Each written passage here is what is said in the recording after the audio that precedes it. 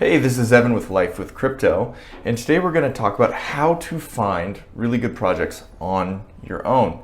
So you don't necessarily need to just follow YouTubers or look at tweets. You can do it on your own. So we're going to show you that process. Remember, we've already made video 1 of this series, so this is part 2.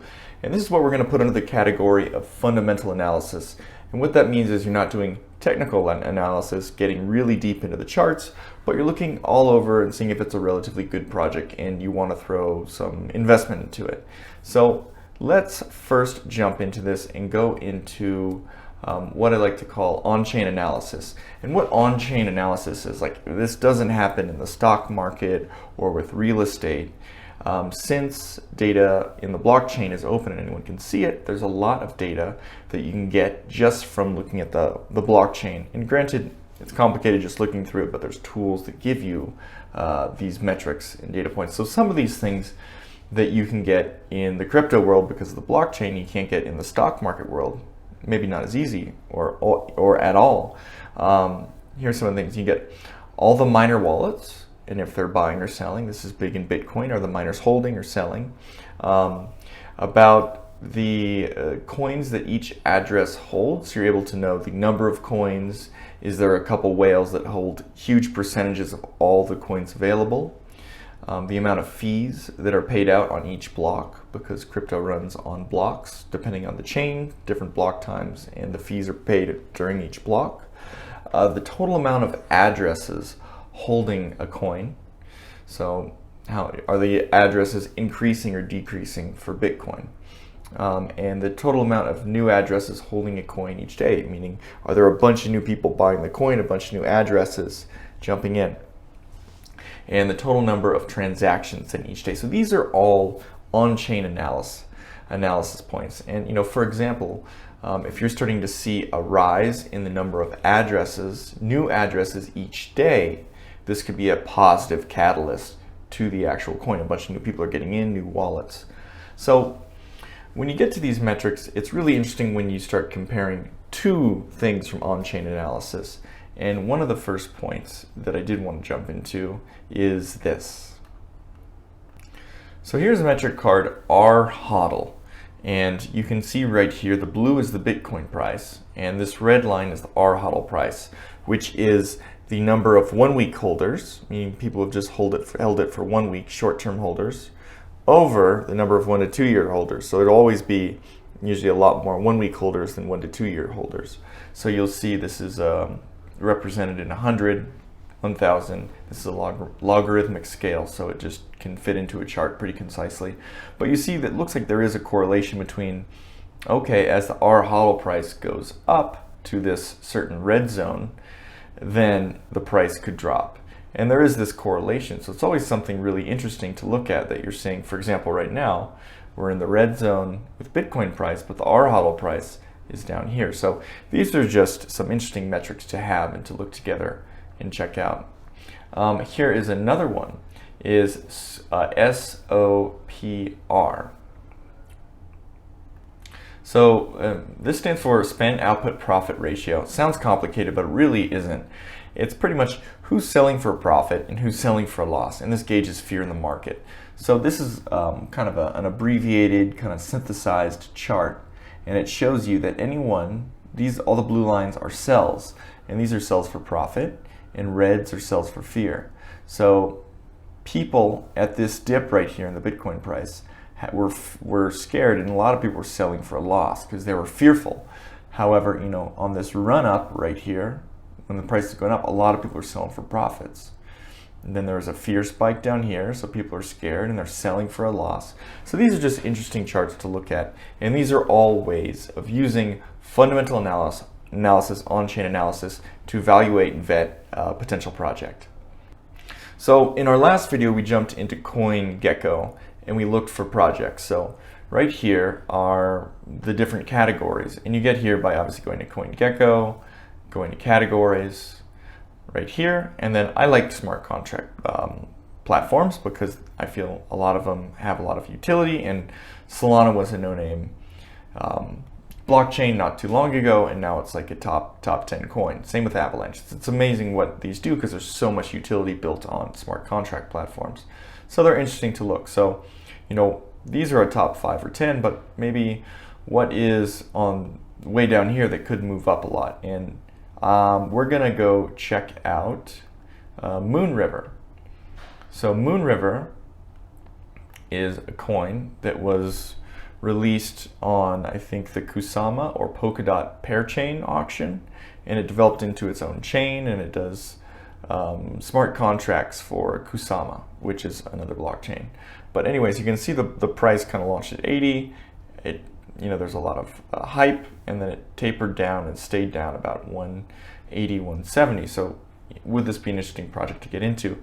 One of the things we do like to look at if we're digging deeper is the previous video we covered market cap, fully diluted market cap, but now we're going to get into more of the social aspect. So let's look at the Twitter. So this is their Moonriver Twitter, and we see they do have 86,000 followers. They joined June 2021, which is surprisingly new. We're looking at about 6 months old. Kusama is what they're part of. And you can even go through here. I like pin tweets because it shows maybe that they have some partnerships, or it shows their milestones like 10 million transactions. They have 355 wallets. This is December 9th, so it's 12 days old. Retweet, and then you can see what they're tweeting about. They're having meet the team, Moonriver Network. So you can just go through here, see if there's actual real interaction and retweets, making sure they don't buy their followers. That's always a big thing. And see if they're actually doing partnerships and actually developing something, and not just some fake project in the back of someone's office that they had a couple VAs posting constant random stuff about. So if you look through this and dig deeper, which takes a little time, they are doing something interesting. So it looks like they do have a real project, but do they have a real team? We're going to look at that. Also, we're going to check out their Telegram, which you can also get by going over to here, and you can get their Twitter, Reddit, Telegram, GitHub. Also, you can get their Moonbeam as part of Moonriver. You can get their Discord, which has 35. Discord's a little easier to look at because you can divide it into different categories. So we can get into Discord real quick. So this is where you can see kind of more in-depth things based on categories. Always start with announcements, which are usually at the top, and see what's going on. What do they have to announce to their community? 36,000 people is a lot for Discord, especially when their Twitter is just about double that. So you can look through this and see kind of what's going on, see if community questions are being answered by real people that are helpful. Another thing, a lot of times if people spread FUD, fear, uncertainty, doubt, they get kicked off of these platforms because they're controlled by admins. So a lot of times if there is some information that you want that may not help the project, you're not going to find it on a Discord. You can't usually delete tweets. They can delete Telegram posts. So Discord and Telegram usually just has good positive information for their project. Reddit would have some more interesting perspectives. And it's always good, you can always find the moderators. And usually it's someone who says, Moonbeam Senior Ambassador. It'll say, I will not message you first, is usually what they say on Telegram and Discord. And you can start asking the developers and people questions and see if they answer you. If you have any specific questions, start talking to the team. And so that's a great way to interact with a project. And then also, is the team a real team, or is it just a fake little project? And that's a really important thing. A lot of crypto projects, the teams are anonymous, meaning no one knows who they are. Are they real? Are they legit? Have they been in scams before? So for example, with Moonriver, one of the things that we can do is we can look at their website and we can go to their teams.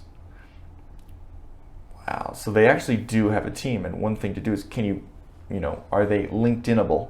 Are these real people, right? Because we can copy an image and you get a designer to come here, Photoshop some people, they look like friendly people, and you make a team out of it. So are they real people? So you can copy, paste into LinkedIn.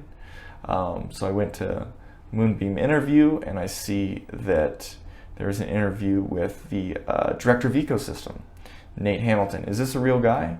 Well, this interview made him look like a real guy, but I also put him in on LinkedIn, and this guy looks like this guy. So he checks out as a real person because he does have connections. Those can still be purchased, but if he has a lot of activity and he's been here for a while, he seems like a real person. So it looks like they have a real team that's actually transparent, so that's always a plus because their reputation goes with them if they do something bad at this project. And a lot of people don't like anonymous teams because they could have done something bad at a previous project, which makes you hesitate and wonder if they're going to do the same again. So another thing, and stay to the end of this video, and make sure to give the video a like, subscribe to the channel, and make sure to comment because we always answer comments. But I wanted to give you the last bit of information. You can gauge social sentiment by Twitter and stuff, but it's not like you cannot synthesize it and have clear data points. So there is a product out there, and it is called Lunar Crush. And Lunar Crush is an amazing piece of software. It allows you to gauge social sentiment of different projects. Granted, some of the protocols are locked. You need level 2 to get a little bit deeper into it, but this gives you a good little insight into a lot of this. You can see their social volume, have things gone up? Has their social dominance gone up? It looks like that's happened, but their contributions probably as they were going up, like I showed you in price, they were a little bit more spoken about probably a ton right here. And then when prices flatten out, people are a little less excited about projects. This chart we can see by buys and sells. I can't expand this out very much, but how do you feel about Moonriver? People will tell you a little bit about their galaxy score, which we can't exactly dive into until we get actually buy 30 of their lunar coins and stake them with them, which is like $60. And what we can do is gauge, okay, there's a lot of social volume going on right here. Could that be something that precedes a price hike? Is it a good buying time? So they have a 51 out of 100 galaxy score. Remember, we don't have access to that, so we don't exactly know what that means yet, but you can always dig deeper. But the base metrics you get for free are really interesting. It has a relatively high alt rank, and then you can start seeing the top influencers that are contributing to this project, and obviously their native website will. So you got Moonriver, Moonbeam, but then you start going to Chemex ecosystem. Are they part of Chemex ecosystem? And then there's just people who put Moonriver in their name. So these are probably just whales constantly tweeting and promoting these guys. So if you want more deeper insights about Moonriver, perspectives, usually people who are bullish on the project with some interesting perspective, these are the people to follow. And they look like they're all on Twitter. And you can see they're big crypto people because every single one of their avatars is NFT, except for this guy. Everyone has an NFT, which is interesting. That's like the whale thing to do. If you have a lot of money in crypto on Twitter, you buy an NFT. So to recap, what we can do to really gauge whether fundamental analysis is what you want to call it, or just gauging whether a coin is a good buy, you can easily look at some of the on-chain analysis metrics like new wallets opened up with the coin, number of transactions, fees per block, and you can also get some interesting metrics by combining a few of those.